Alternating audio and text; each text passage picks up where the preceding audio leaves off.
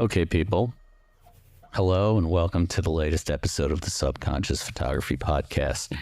As you can tell from the sounds of my Nikon negative scanner in the background, this is not your average episode of the podcast. In fact, this is a new episode or series of episodes that we're going to call Notes from the Mini Lab. Now, despite the fact that we're going to call this a different name, I'm still your host, David Senoff, and this is still the Subconscious Photography Podcast. So let's get into it. As many of you know about me, I worked in 1 hour photo labs. Yes, mini labs. I was that guy, not as bad as Robin Williams, but nonetheless, that guy in the mall who developed your film. You went to go get a Cinnabon or some Sbarro pizza.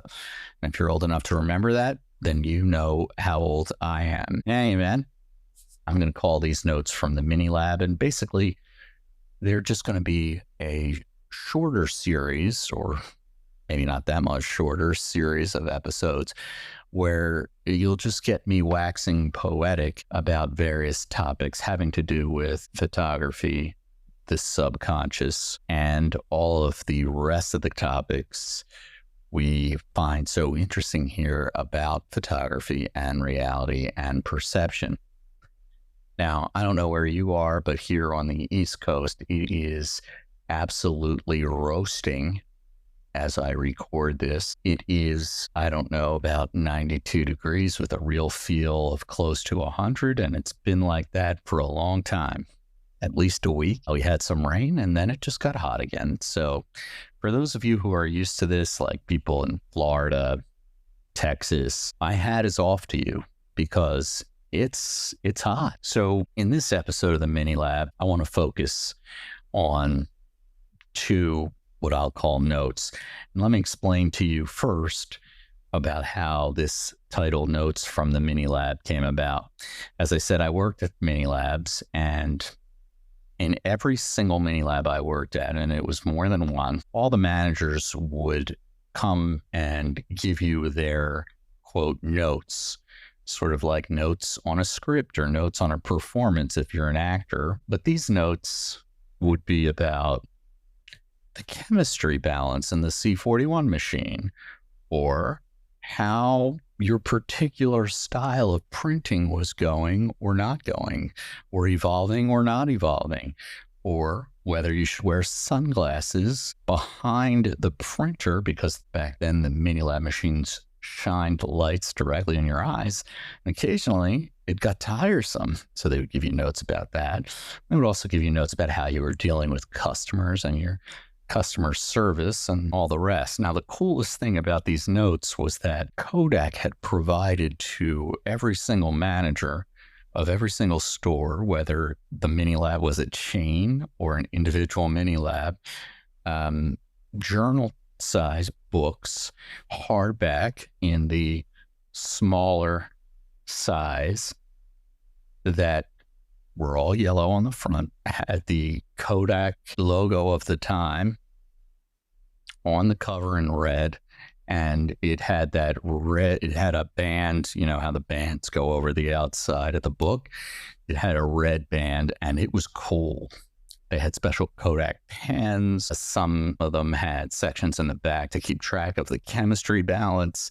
It was very cool, and I sadly never got my hands on one of them. In any event, that's where I came up with the idea for calling these one-person shows or episodes Notes from the Mini Lab, because when you would start your shift at a mini lab, chances are you'd be getting some notes from the manager. So note one today has to do with photography and mindfulness. And before I get started, let me just say, I'm not a doctor. I don't play a doctor on TV. I don't even play a doctor on this podcast. I'm not a psychiatrist or a psychologist or a therapist. So please, we're talking about mindfulness. We're talking about mental health a little bit today. And I don't want anybody certainly to rely on anything that I say if you're not feeling well, and not feeling well in the head in particular. If that is the case, I urge you to get help. Whatever help you need, talk to a friend, talk to a family member, clergy person, whoever it may be, and get yourself the right type of mental health help, because I can't emphasize how important it is to keep what's between your ears healthy.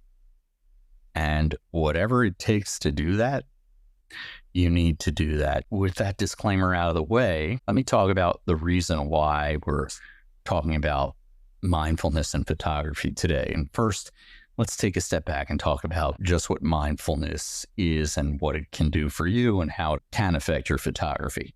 So mindfulness, I guess, is the word of the moment for the idea of not so much meditating, but being more thoughtful about your own thoughts, being more intentional about them, and not letting them control your life.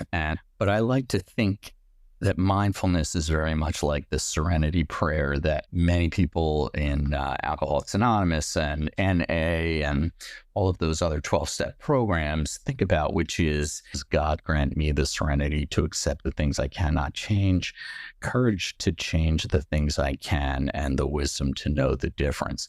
And to me, that is a shorthand for mindfulness, right? You want to be able to accept things that you know you can't change. You want to be able to have the strength to change things that are within your power to change.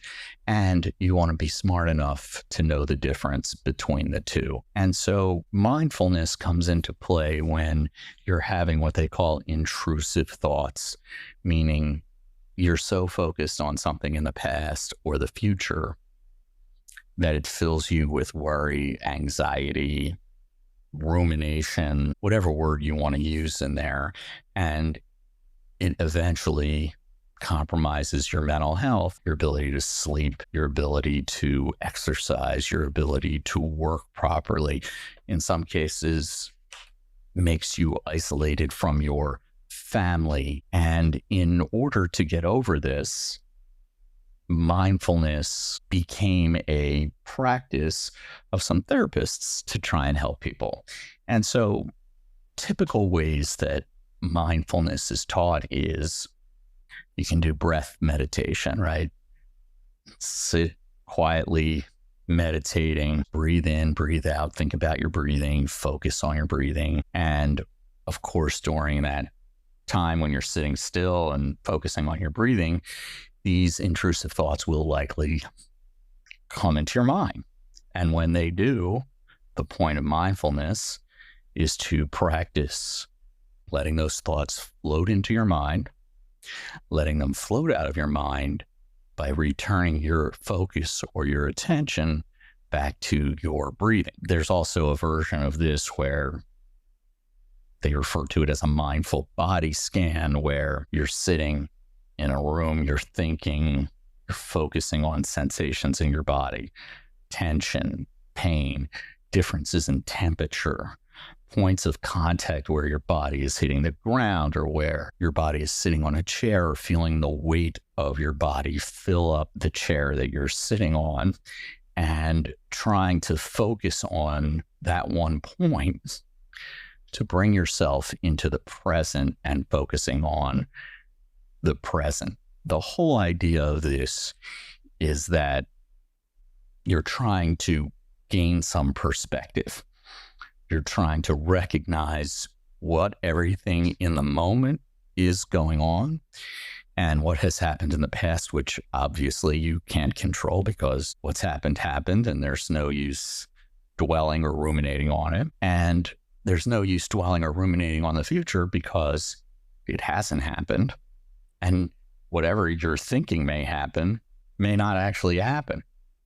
And so the entire point of mindfulness is to be present in the moment and be aware of your presence in the moment and be able to do that whenever the anxiety, the stress, the tension, whatever the case may be, starts building up, such that you feel like you can't take it anymore. This doesn't mean that you need to ignore these troubling thoughts or situations that actually need to be taken care of and just try to wish them away. It's about clearing your head so that you can let these thoughts go, and then you can sort them out. You can sort out the thoughts that are simply thoughts, or thoughts that are both thoughts and situations that need you to take action. But remember, not every one of these intrusive thoughts is something that you need to fix right at that moment, or something that worrying about it every single day, every single moment of the day is going to be useful for you. So now, with that general idea in mind, let's talk about photography and mindfulness. And this is not a new topic. In fact, I read an article in the English or the United Kingdom version of Amateur Photographer from May 14th of this year, 2024, where they interviewed 3 photographers to talk about mindful approaches to making images and how a mindful approach to making images can result in a sense of perspective, renewed creativity, and feelings of gratitude, all of which help people let go of the intrusive thoughts that may be bothering them. The first photographer they interviewed is a gentleman named Lee Aspland, and he recently actually wrote a very good book called Mindful Photography Saved My Life, and It Can Save Yours. And that book is worth taking a look at because he really does a good job of expounding on some of the topics we're talking about here. But some of the things, for example, he says, and as you might gather, I agree and I disagree with some of these things, but number 1, turn off all distractions. Put your phone in airplane mode. Turn it off if you're not using your cell phone as your camera. And if you're using a camera with interchangeable lenses, he suggests going with a small prime lens like a 50, maybe a 35.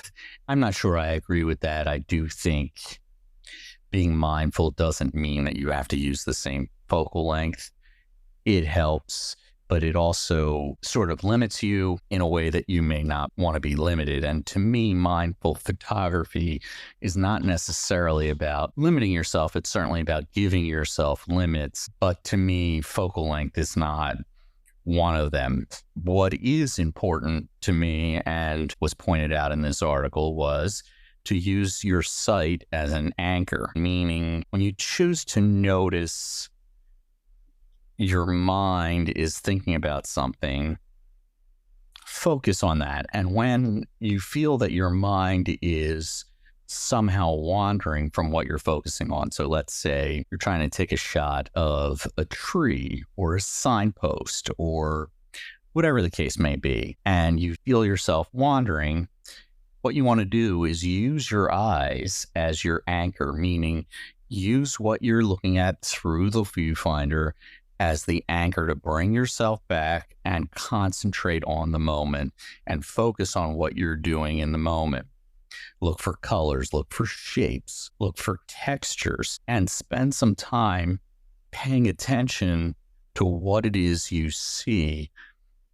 And if your mind wanders, you can always return to what you're looking at to help let the intrusive thoughts escape from your mind. Henri Cartier-Bresson was very famous for saying that he had always looked at paintings and masterworks of artists about the way they use light and shapes in particular. And so I do think that the use of focusing on shapes and light and color and shades of color is a good way to anchor your mind to what you're doing in the present moment. Now, Mr. Aspland is a digital photographer, and he says keep off the delete button. I agree with that. I'm an analog photographer, so I don't have the luxury of a delete button. But I will say this, and we'll talk about it in the second note today, which note 2 will be what I call the top 5+1 film photography fallacies. But for now, let's just say you want to keep off the delete button if you're using a digital camera.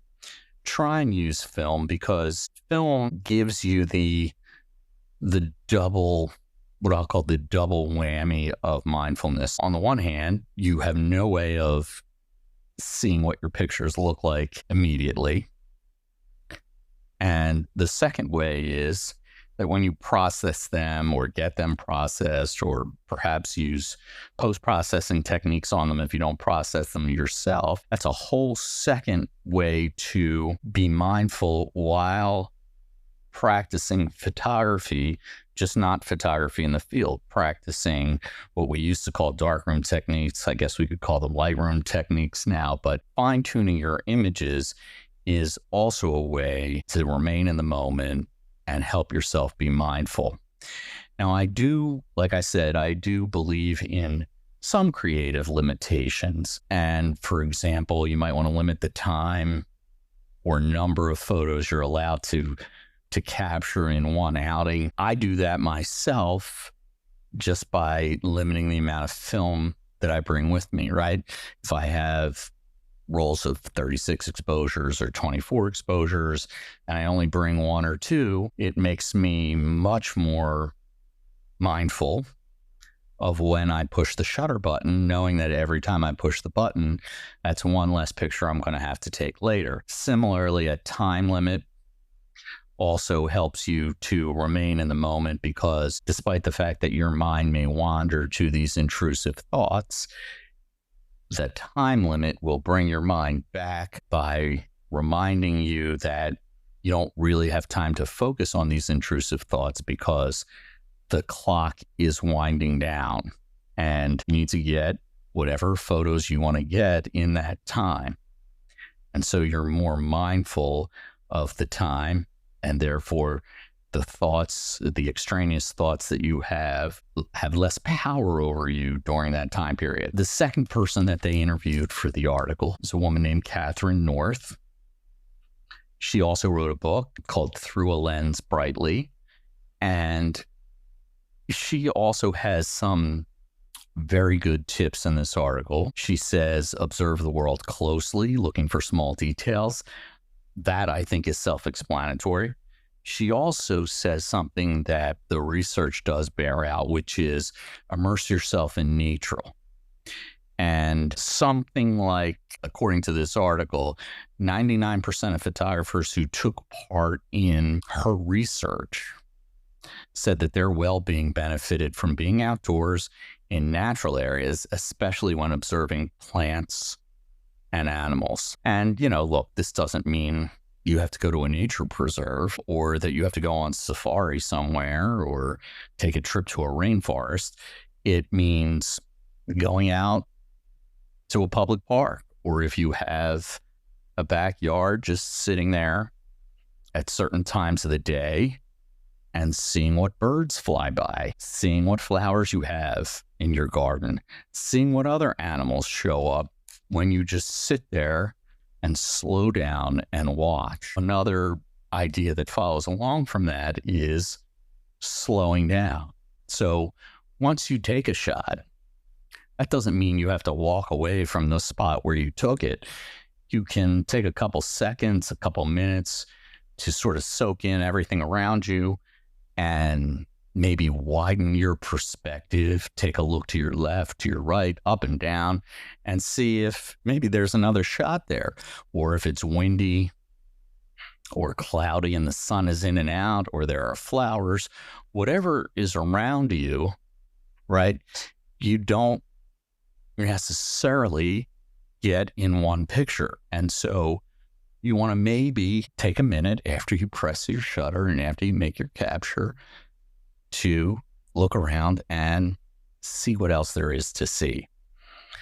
Scott Whittam, in one of the 2 interview episodes, he discussed the idea of once you lift your camera to your eye, you've already cropped the scene, right? Because whatever camera you're using has a certain field of view, and everything outside that field of view is blocked. It's not in your picture. And so what I mean when I say sort of take a beat, take your picture, but look around, is that once you take the picture, you've cropped it.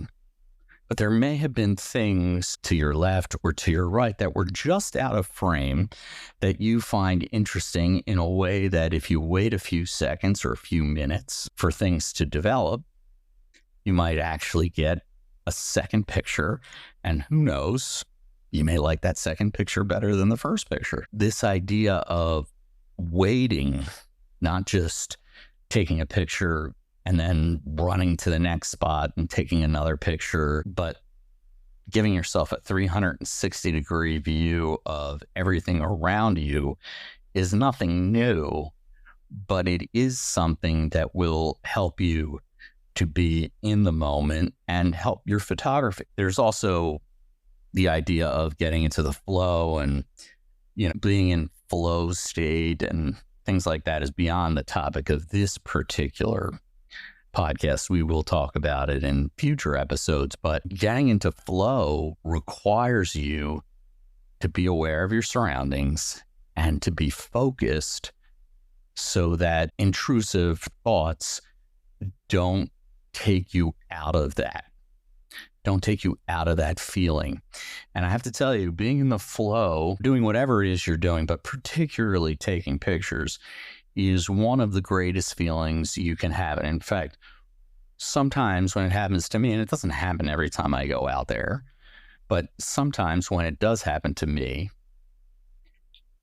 it makes me feel like time is standing still, number one.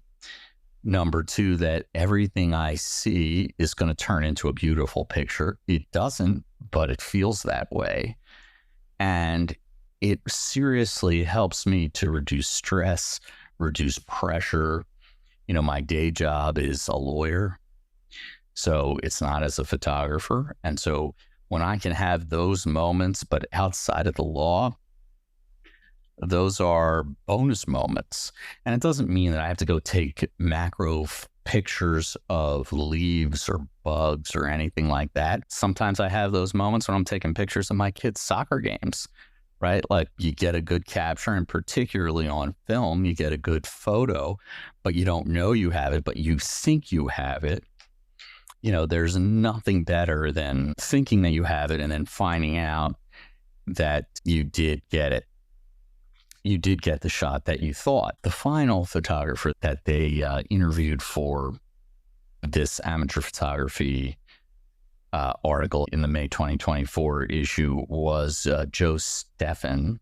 And Joe is also a UK-based photographer, and she works a lot in wild places and local countrysides. She said a lot of the same things that the others said, but she did say a few things that I found very interesting. One, move in close. So I know I just said you don't have to use a macro lens on a leaf every single time. You don't have to use it every single time, but once in a while, it's good to do, because moving in close and seeing things that are only in focus when you use macro type lenses reminds you, even subconsciously, of the size and the scope of the world around us.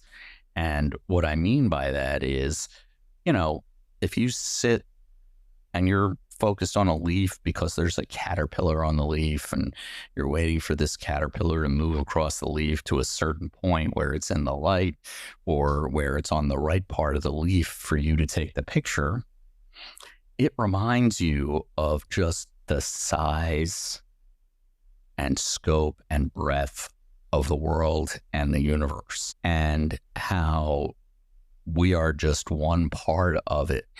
And zooming out like that and recognizing how small or large or, big or small our place in the world is compared to a caterpillar on a leaf.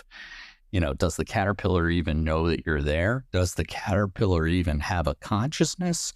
These are questions we'll never answer, not on this podcast anyway. But the question of all of those questions bring you closer to nature and also help you to recognize that not everything in your everyday life that is so stressful or you believe is so impossible to overcome is really that big. I used to have a saying when I was trying a lot of election law cases, and I would say I love trying election law cases because at the end of the day, no matter who won or lost, nobody was going to go to jail, nobody was going to die, and nobody was going to lose large sums of money. Either one candidate was going to end up on the ballot and the other candidate off the ballot, or both candidates were going to stay on the ballot and they were just going to actually have to go out there and try and win votes, right? And it doesn't seem like that's such a big deal because that's what they signed up for. And so my point is, when you're out there taking pictures of caterpillars or butterflies or pretty colored leaves or whatever it might be, remember how inconsequential most of the things that you find intrusive in your thoughts are compared to, like, how did this caterpillar get here? How do these leaves have these different colors? Why do they have these different colors?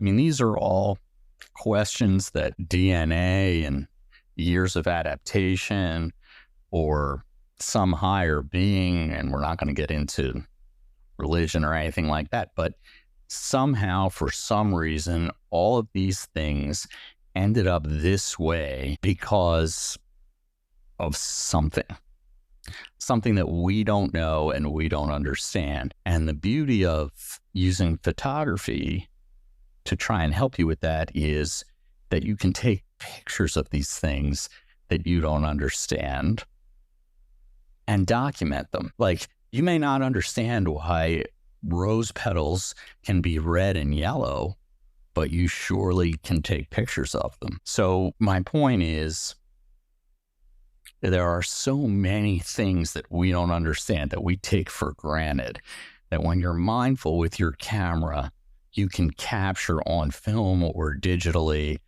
and look at and remind yourself, like, hey, that's a red rose, or hey, that's a yellow rose. And that flower became that flower. And all the stuff that I'm worried about, how am I going to get the kids to school? How are my kids going to go to college? Are my kids going to go to college? Should they go to college? My wife hates me. My job stinks. I don't make enough money. All of these are, and it's not to say that these are problems that are not worth thinking about, but they're problems which are not so overwhelming that you need to think about them all the time. So a couple of the other points that Joe Stephen made was, be mindful of the light. And I can't agree with that more. Just because you set up your picture in a certain place at a certain time and you're convinced that this is the picture to take and there's no other picture for you, if you wait a few minutes or come back in an hour, the light will have changed. Perhaps it's cloudy out.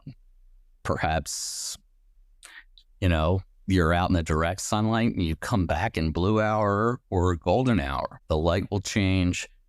That will change the colors. That will change the textures of the things that you're taking. And ultimately, it will change the emotional appeal of any particular image that you're taking. Think about it. People refer to midday sunlight as harsh. They refer to blue hour as cool. They refer to golden hour as, well, golden. And not only do these adjectives portend a description of the light. They portend a description of the emotions that are carried when photos are taken during those times. And so I can't emphasize enough the idea of exploring light and timing as a way of being mindful of your surroundings. And I will say that a professional photographer, a friend of mine, who I will hopefully have on this show, once gave me as an exercise to do. She said, I want you to go out every day to the same spot, but I want you to go at different times of the day. You don't have to take many pictures, take one or two, locate yourself, find the same subject, and take the picture every day at a different hour of the day so you can see how the light affects the film, how the light affects the image, and how those effects on the image affect the emotion of the viewer of the photo. A few other things: revisit your local locations, and that goes hand in hand with the timing issue. Just because you found some great pictures in one place at one time doesn't mean you've found them all. Similarly, altering your perspective, and again, this is zooming in or zooming out. Maybe one day you want to take macro shots. Maybe another day you want to take a shot of the same thing you just took in a macro version, zoom it out, but shoot it so that you blur the background. Okay, I'll use the word so that you bokeh the background. I think Apple created that phrase, not any real photographer, but that's fine with me. And then maybe go out the next day, in the middle of the day, try and hit it at f8 or f11 and see if you can get everything in focus. All of these things require you to be mindful in the moment that you press the shutter button. And the final thing I'll say with regard to this article is that you need to really be free of expectations, right? Most pictures that I've taken that I've really liked were either by accident or happened serendipitously. I famously love to take pictures during lightning storms. If you get a good lightning shot, that's thrilling. And it's thrilling not because you've figured out how to shoot lightning with a camera. It's thrilling because you've captured something, number one, that's rare. And I'm not just talking about lightning that lights up the sky. I'm talking about a lightning bolt. If you capture a picture like that, it really is a thrill. Thinking about, you're in the middle of a field, you're in the middle of a beach, there's lightning near you or relatively close to you, and you're able to hit it. Man, there is nothing better than that. And the feeling that you get from that is just awesome. But you can't go out during a storm and expect that you're going to hit that shot every time, right? You're not. First of all, it's really hard to predict when the lightning will strike, where it will strike, and it's hard to figure out how to use your camera during that time. You're nervous, you're anxious, you're in a lightning storm, right? That's dangerous enough as it is. So when you get that shot, you really feel great, but you can't go out there with the expectation that you're going to get it every time, because if you do, that will ruin the experience for you and will only create additional intrusive thoughts for you to think about later, which is, I can't believe I didn't get it. I can't believe I didn't get it. Now, how long is it going to be until there's lightning again? Oh my God, I'm never going to get it, right? Like I can work and work and work and I'm never going to get this shot. So I would say, don't have any expectations, but when you nail it, make sure that one of your thoughts is, damn, I nailed that shot. And give yourself some credit for doing it, because I don't care whether it's lightning, it's your kid's baseball game, soccer game, football game, whatever it is.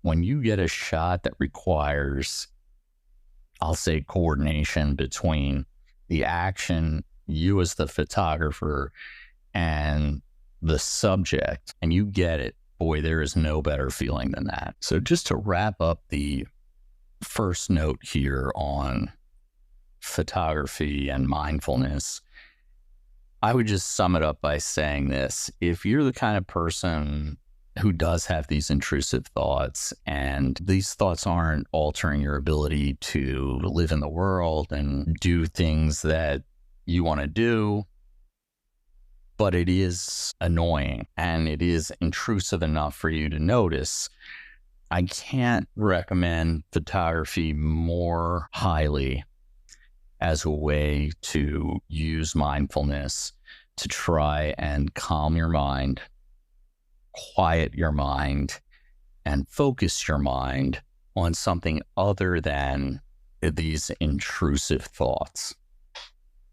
And I do think it is worth your time and energy to either go outside in your backyard or plan a trip to a park or the beach or whatever the case may be, just so that you can slow down and be out there for 10 minutes, 20 minutes, 30 minutes, however much time you can afford, simply focusing on nothing else than your photography.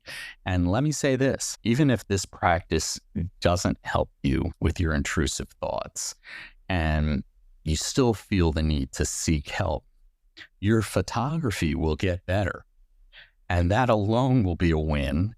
And that is something that you can take away from this experience, this experiment that you're trying to do, whether or not you're successful in quieting your intrusive thoughts. And trust me, you're going to have to go out more than one time, right? Like, this is not like, oh, I went out today and I took some pictures of trees and I feel 1,000,000 times better. I mean, it might be the first time, but the second time, the third time, maybe it's not going to feel like that. But if it becomes a habit or a practice, you will feel 10 times better in your everyday life and in dealing with the everyday ups and downs and battles. And when I say battles, I don't really mean battles. I mean the ups and downs and trials and tribulations of everyday life.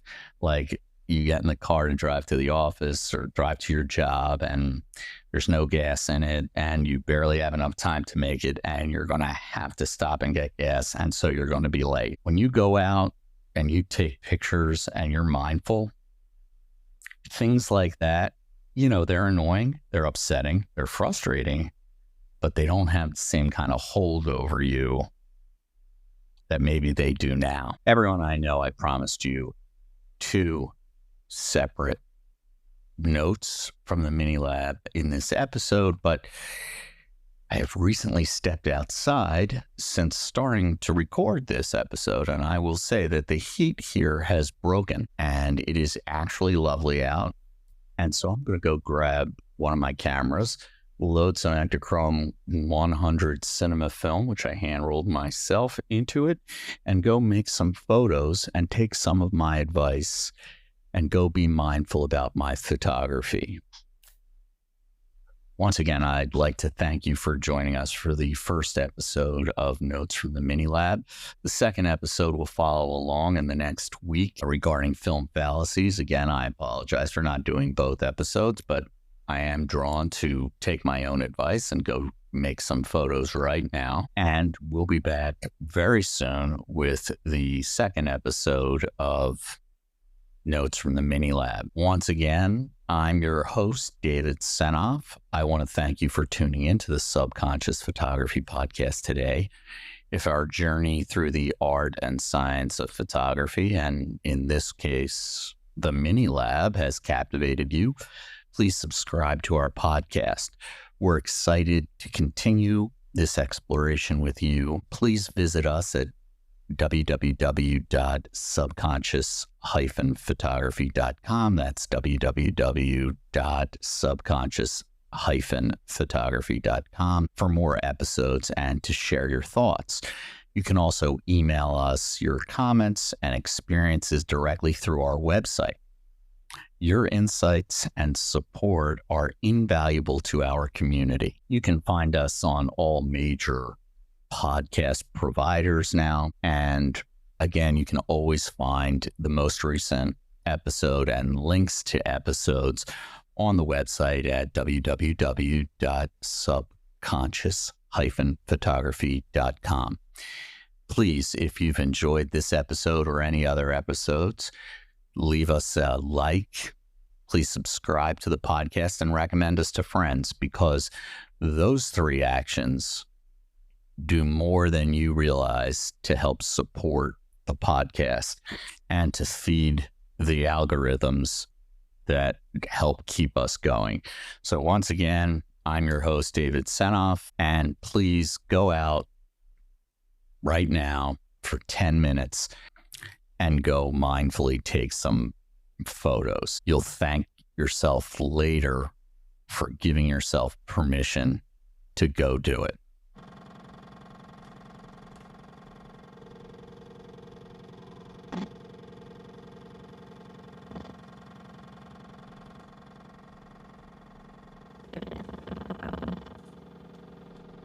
Back.